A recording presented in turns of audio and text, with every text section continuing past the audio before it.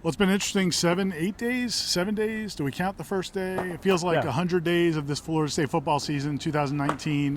Florida State improves to 1-1 with a thrilling overtime 45-44 victory over ULM, a team that they were favored 23.5 points against. Had to come from behind in the fourth quarter after blowing another 17-point lead. In some ways, this game was very similar to 1 week ago when they lost to Boise State. The only difference is kid from ULM missed an extra point and they won the game in overtime, but it didn't really feel like a win except maybe to the players. Yeah, I mean, they celebrated pretty robustly after the win, the kids on the extra point team. And look, I'm not going to give them too much grief. They did win. I mean, it is exciting to see a kick miss and you win the game, but when you're overall looking back at this program, it reminded me of in a sense, the 2006 Wake Forest game. I remember being in those stands as the clock ticked down on 30-0, and I remember asking my wife at the time, how did it get here? How did this program get here? And on that same token, how did this program get to where they need a kicker from Louisiana Monroe to miss an extra point in overtime to celebrate a 45-44 win? What has happened? What is going on? Is there any hope? Is there any hope, Ira? Those are good questions, and they very similar to the questions we were getting via text and on our message boards at warchant.com throughout the course of the game.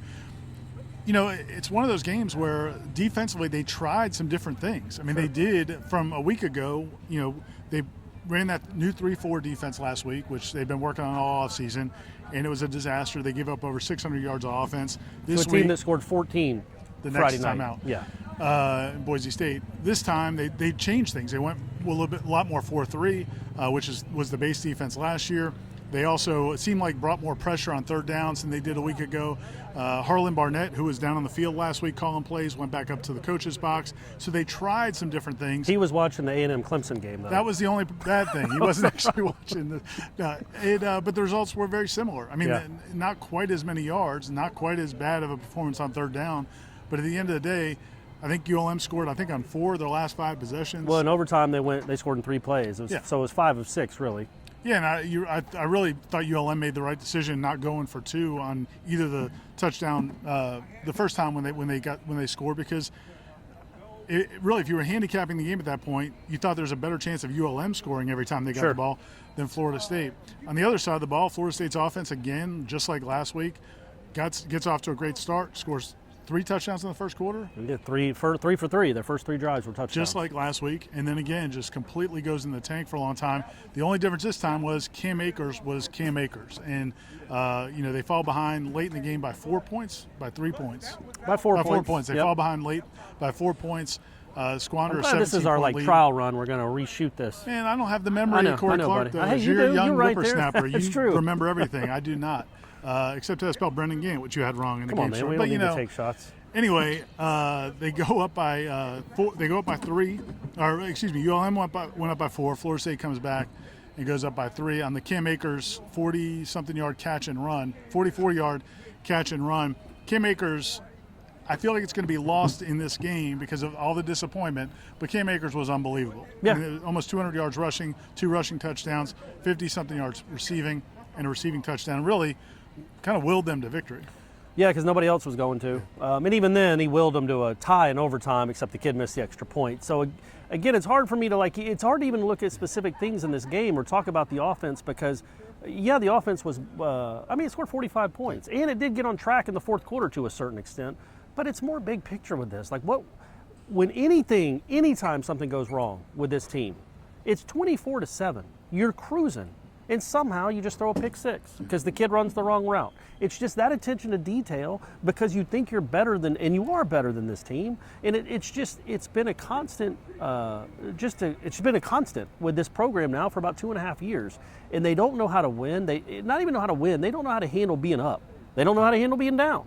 It's really hard to know what to put your finger on and say this is the issue. Obviously, defense is the issue, and a huge issue. But with the overall psyche of this football team and the mindset of this football team, it's hard to point to anything and say, I like what I see there. Well, I think the worst part of this game, and I think why a lot of fans were more frustrated even in a win maybe than some people were last week, is it was a lot of the issues that we saw all last season. It was the selfish penalties, unsportsmanlike penalties, just dumb decisions that led to, just gave ULM new life. the turnovers, as you said, the pick six. There's another interception where James just kind of throws it to a linebacker. The fumble by Keith Gavin. You have a senior wide receiver trying to fight through 4 defenders, as if somehow he's going to knock them all off and score a touchdown. Instead, he fumbles the ball. And he already had the first down. I mean, he didn't know that the play was going to come back because of penalty anyway, but he had already crossed the sticks, and he still bulls into 3 guys. They just all those things seemed like last year. And then you even had, and we didn't see it, but heard from a couple different accounts that you had a player kind of getting into it with the fans late in the game, and that was something that we saw last year, where the fighting on the sideline and kids getting thrown out of games for throwing punches. Again, from that standpoint, it feels like there has been no growth over these last 8 or 9 months, when you would think from year 1 to year 2 there would be a lot of growth. Yeah, and we talked last week, and we talked this week on on podcasts and whatnot about how important this game might be. And last week I kind of poo-pooed it and said I don't think you can learn anything from this game. And I kind of reversed myself in the middle of the week, because I thought, okay, if they come out here and dominate, which they were on their way to doing, Looks like it. I was like, okay, well, that's a good sign. That's a mature growth. That's a mature sign that maybe it was just a 1/2 blip against Boise. But no, it just devolved into madness again, where you have, these are proud fans. This is a stadium that's seen a lot of great moments and some incredible football players, and they're jumping around like Notre Dame just committed offensive pass interference against Louisiana Monroe in overtime. It's, again, I keep coming back to that. It's just, of course fans are frustrated. What do you do? Where's the hope? And do they think, is it going to be better next week? Is it going to be better next month? Is this defense ever going to get better? Well, that's one thing. Obviously we're all going to be hyper-focused on the coaching, because at the end of the day, they're the guys that make millions of dollars. They're the guys that are getting paid to do this. But at some point, do we start asking whether or not the players are the players we thought they were? Because, again, they change schemes, they try different approaches, and it doesn't matter. Guys get beat. Yeah. Their tight ends still running free down the middle of the field. You players lining up off sides. Just so many things that are self-inflicted and just not good football. Yeah, and the penalties were the worst. You had Akeem Dent tackling a guy that fair caught a punt. You had Brendan Gant. Yeah. Somehow getting a personal foul. Improved. Yeah, I'm doing it. I'm doing it from minute to minute out here. He got a personal foul on a kick that was a touchback. And then Dontavius Jackson getting a ridiculous penalty after you've just taken the lead and you stop the kid for a 2-yard gain. He's wrenching his neck, and it's the easiest personal foul in the world. Why? I thought that was the stuff they had cleaned up, and they had cleaned it up last week. Last week they had 5 penalties. And then this week it's just back to what it was. And they also had 2 offensive penalties that took touchdowns away. The Heat can't line up. The heat was a big factor, but we also have to talk about the crowd. There was nobody here. I think the announced crowd was 52,000, which seemed very liberal. Huge sections of the stands were open. The students actually turned out somewhat decent, all things considered. Yeah. There was a decent amount of students, but the stands behind us were almost pretty empty, and it was pretty sparse everywhere else. The other end zone was completely empty. So anyway, you look at this, the support for the team right now, coming off of this game. They're going on the road this week to Virginia, where they're going to be, I would assume, a substantial underdog the way they play these first 2 games. Virginia is pretty good. They might be ranked this week. Yeah. And if you lose that game, what do you expect the crowds to look like going forward? Yeah, it would be better than this today just because of the heat and the opponent, but not much better. And when it comes down to maybe decisions being made along the line, into this year, into next year, that stuff behind us, the empty metal seats, that's going to mean almost as much as the win-loss record. If people stop coming to the game, the decisions have to be made for just financial, just to be tenable. It has to be tenable. You have to make money here. And right now, this is a frustrated, really worried, scared fan base. With rightfully so. Rightfully so. But hey, you know what? They won the game. The extra point defense was incredible. And go celebrate, kids. This is only for 24 hours, though. Willie Taggart said, sure, celebrate this one for 24 hours. Then get back on it. I don't even think, we talked to the players, I don't even know if they're going to celebrate. I don't know how they could.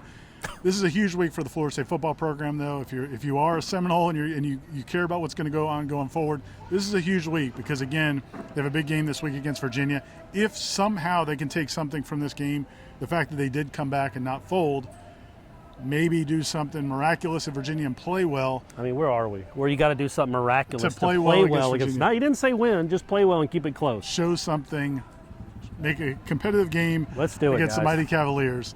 We're signing off from Doak Campbell Stadium. This is Ira Schoffel with a despondent Corey Clark.